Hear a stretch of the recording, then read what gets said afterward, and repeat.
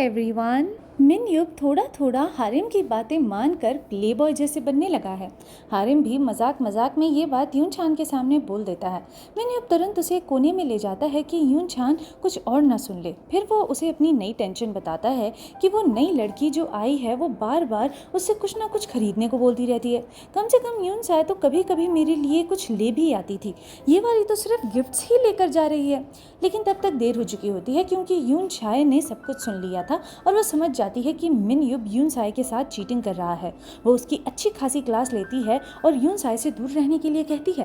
दूसरी तरफ हान ग्युल अपनी दादी को कैफे का फाइनेंशियल रिपोर्ट दिखाता है और पिछले एपिसोड में जो फैमिली टेंशन्स हुए थे वो थोड़े कम होते नजर आ रहे थे। उसने वैसे भी जैसे प्रॉमिस किया था कैफे की सेल्स 3 गुना बढ़ा दी थी। जब दादी पूछती है कि अब उसे यूएस जाने के बारे में वो क्या सोच रहा है तो हानग्युल उनसे पूछता है कि अगर वो ना जाए तो। हानग्युल के पिता चाहते हैं कि वो इस मौके का फ़ायदा उठाकर न्यूयॉर्क जाए और अपनी ज़िंदगी को नई दिशा दे, लेकिन हानग्युल सोच रहा है कि वो यहीं रहकर कॉफ़ी प्रिंस की फ्रेंचाइजी बनाएगा। वो कैफ़े पहुंचता है जब यून छान कॉफ़ी बीन्स के बारे में पढ़ाई करने में बिजी होती है। वो इतनी कंसंट्रेशन के साथ पढ़ाई कर रही है कि उसकी तरफ उसका ध्यान ही नहीं जाता। तो हान ग्युल एक छोटे बच्चे की तरह उसका ध्यान खींचने की कोशिश करता है और उसके नोट्स चुरा लेता है। फिर दोनों हानसन और यूजू के साथ डिनर पे जाते हैं। वह हान ग्युल थोड़ा पॉजेसिव फील करता है जब देखता है कि यून छान और टेरी यानी कि हानसुन का कुत्ते के बीच में काफ़ी ज़्यादा क्लोजनेस है। उसके मन में सवाल आता है कि यून छान यहाँ कितने बार आई होगी कि ये कुत्ता उससे इतना ज़्यादा क्लोज हो गया। यून छान कैजुअली बताती है कि यही कोई 150 बार। हान ग्युल थोड़ा हैरान होता है तो यून छान उसे याद दिलाती है कि हानसुन का घर उसकी दूध डिलीवरी वाली रूट में ही आता था। लेकिन हान ग्युल फिर भी थोड़ा जेलस हो जाता है और टेरी को डांटते हुए कहता है कि दूर रहना उससे, वो मेरी गर्लफ्रेंड है। वो उससे ऐसे कह रहा था जैसे कि उसे वार्निंग दे रहा हो। जब यून छान और हानसुन बारबेक्यू का ध्यान रख रहे होते हैं तब यूजू और हान ग्युल अंदर बैठ के बातें कर रहे थे। यूजू नोटिस करती है कि हान ग्युल का बिहेवियर अब उसके लिए बदल गया है। वो सॉफ्टली कहती है कि हान ग्युल कितना बदला बदला नजर आ रहा है। उसे याद है कि जब वो उसे पसंद किया करता था और उसे हिंट्स देने की कोशिश करता था, पर सच बात तो ये थी कि अगर वो उसे सचमुच पसंद करता होता तो हानसुन के होने के बावजूद उसे पाने की ज़रा सी कोशिश तो ज़रूर करता, क्योंकि यही उसकी पर्सनैलिटी है। उसे जो चाहिए होता है वो उसे हासिल करके ही रहता है और जो उसके पास नहीं समझ जाओ कि उसने कभी उस चीज को दिल से चाहा ही नहीं, बिल्कुल यून छान की तरह। उसने यून छान को चाहा और उसे पा लिया। वो कहती है कि हान ग्युल को यून छान का शुक्रिया अदा करना चाहिए क्योंकि उसी की वजह से हान ग्युल की बेजान जिंदगी में जान आ गई है। फिर चारों मिलकर टोस्ट करते हैं कि हमेशा साथ रहेंगे और कभी लड़ाई नहीं करेंगे। लेकिन थोड़ी देर बाद ही हान ग्युल इनडायरेक्टली यून छान को टॉन्ट करने लगता है और यून छान को उसे याद दिलाना पड़ता है कि अभी कुछ सेकंड्स पहले उन्होंने क्या डिसाइड किया था। फिर हानसुन और यूजू में भी बहस छिड़ जाती है कि इन दोनों में से किसने इनके रिलेशनशिप में ज़्यादा झूठ बोला और धोखा दिया। यून छान को लग रहा था कि ये तीनों सीरियस हैं, पर सच तो ये था कि ये मजाक चल रहा था और ये मजाक काफ़ी देर तक चलने वाला था। जब यून छान ज़्यादा वाइन पीती है तब हान ग्युल प्यार से उसके सर पर हाथ फेरता है। वो यून छान के साथ इतना खुश है कि उसे होश ही नहीं रहता कि उसके सामने उसके 2 दोस्त भी बैठे हैं। घर जाते हुए यून छान सोचती है कि कब वो दोनों भी हानसन और यूजू के जैसे हो पाएंगे, जो एक पल लड़ाई करते हैं और दूसरे पल हंसने लगते हैं। वहीं हारिम सुनकी से उस लड़की के बारे में बात करता है और अब जाकर हमें उस लड़की और सुनकी की रियल कहानी पता चलती है। सुनकी उस लड़की से मिला था जब वो उसके पापा के वॉफल शॉप में काम करती थी। वो चुपके से उससे प्यार करता रहा 3 साल तक, तब जाकर कन्फेस किया, जबकि उस लड़की का एक अब्यूजिव पति था और एक बच्चा भी था। एक रात को जब वो बहुत ज़्यादा बर्फ़ पड़ रही थी तब वो लड़की सुनकी के दरवाजे पर दस्तक देती है बिना जूतों के। वो बहुत ज़्यादा घबराई हुई थी। उसके शराबी पति ने उसे बहुत मारा था। वो कांप रही थी। तभी उसका पति वहाँ आया और शराब और गुस्से के नशे में उसने सुनकी को इतना मारा कि उसकी तीनों रिब्स फ्रैक्चर हो गई। हारिम हैरानी से सुनकी से पूछता है कि उसने फाइट क्यों नहीं की, जिस पर सुनकी कहता है कि वो जानता था कि अगर वो पलट के मारता तो बाद में उस लड़की को ज़्यादा नुकसान होने वाला था।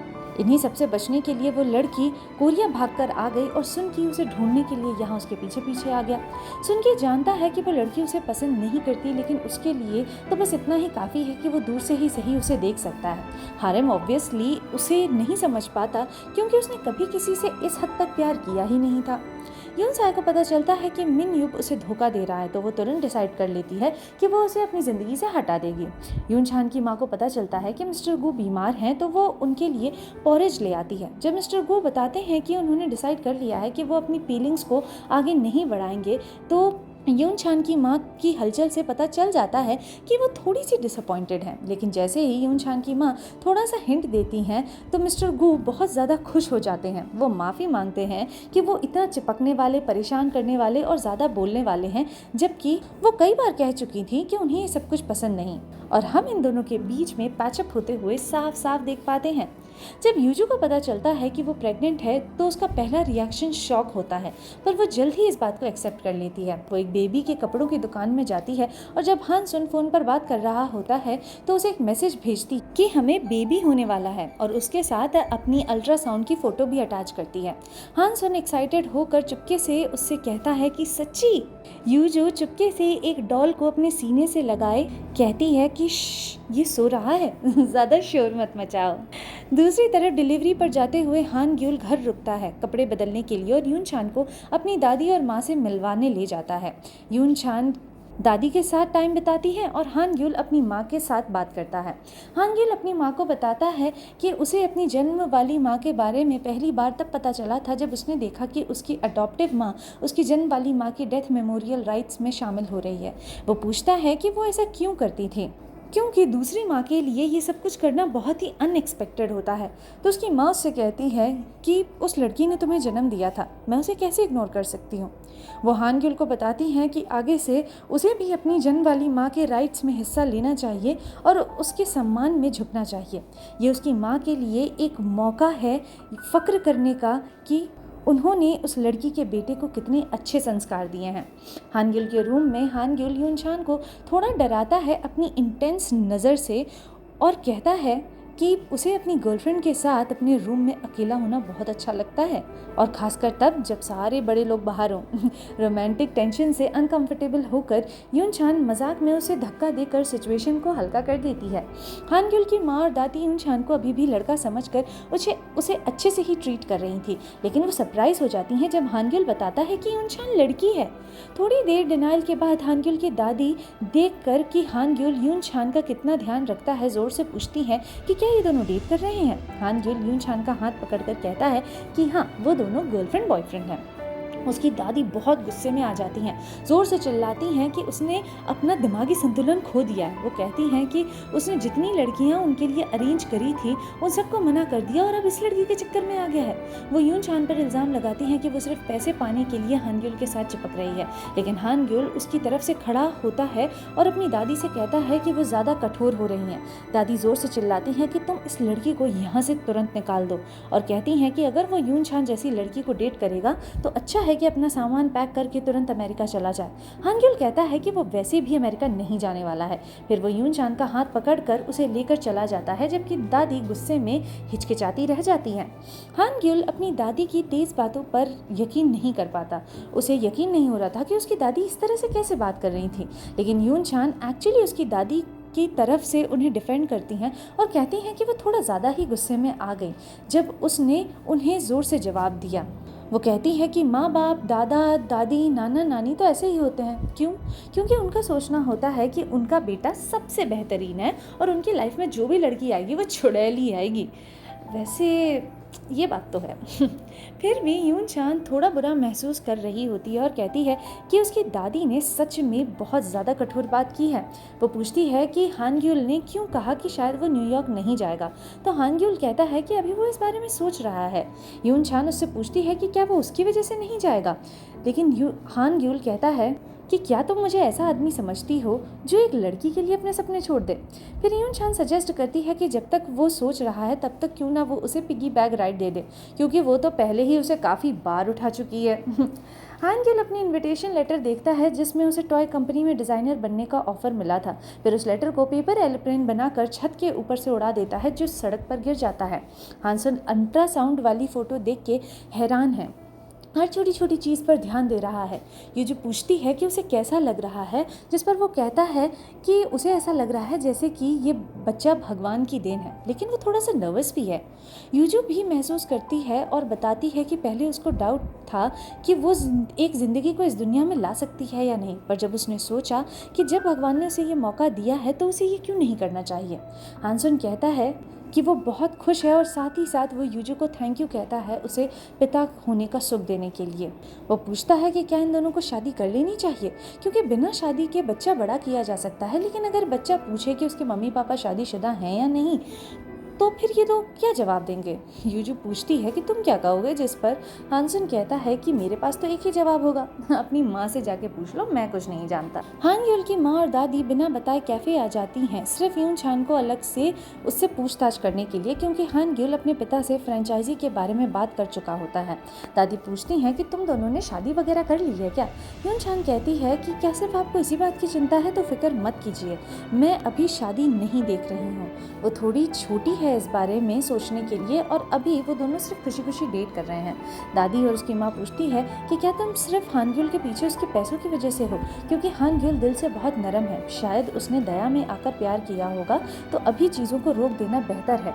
और तो और वो उसे पैसे भी ऑफर करती हैं, जिस पर यून छान कहती है कि इन पैसों की ज़रूरत नहीं है, अभी इन दोनों का रिश्ता काफ़ी ज़्यादा नया है और हो सकता है कि आगे जाकर ये दोनों ब्रेकअप भी कर लें। हान ग्युल की माँ को यून छान की बात पर यकीन नहीं होता। वो कहती हैं ब्रेकअप ब्रेकअप यानी कि तुम उससे अलग हो सकती हो। ये आजकल के लोगों को क्या हो गया है, खासकर आजकल के बच्चों को, कभी एक साथ होते हैं कभी अलग होने की बात करते हैं।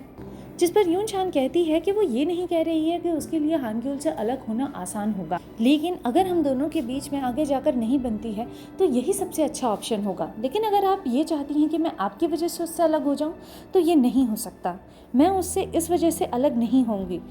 और तभी हान ग्युल की आवाज़ आती है कि मैं भी अलग नहीं हो सकता। और हम देखते हैं कि हान ग्युल ने शायद इन लोगों की बातें सुन ली थी, क्योंकि वो कुछ समय से वहीं खड़ा था। वो अपने परिवार को साइड में ले जाकर कहता है कि मैं न्यूयॉर्क नहीं जा रहा। उसकी फैमिली उससे पूछती है कि क्या उसके अमेरिका ना जाने का कारण यून छान है, जिस पर वो कहता है कि सिर्फ यही रीज़न नहीं है, उसने आगे के बारे में बहुत कुछ सोच लिया है। उसकी दादी अभी भी यही कह रही थी कि उनके परिवार में यून छान कभी जगह नहीं बना पाएगी, और हान ग्युल भी बस यही कहे जा रहा था कि वो यून छान के अलावा किसी और से कभी शादी ही नहीं करेगा। यून साए अपना बदला लेने लगती है मिन युप से, जो थोड़ा नशे में अपनी रीसेंट गर्लफ्रेंड के साथ डेट पर था। यून साए थोड़े उदास और दर्द भरे टोन में कहती है कि उसको देर से पता चला कि मिन युप उसके लिए कितना इम्पोर्टेंट है। मिन युप भी सुनकर खुश होता है और ऐसा लगता है कि वो तुरंत वापस उसके पास आ भी जाएगा, पर यून साए कहती है कि वो एक लास्ट बार उससे मिलना चाहती है और उसे अच्छे से गुड बाय कहना चाहती है। फिर वो उसको एक किस देती है और चली जाती है। और ये सब के बाद तो मिन युप थोड़ा कंफ्यूज और घबराया हुआ था।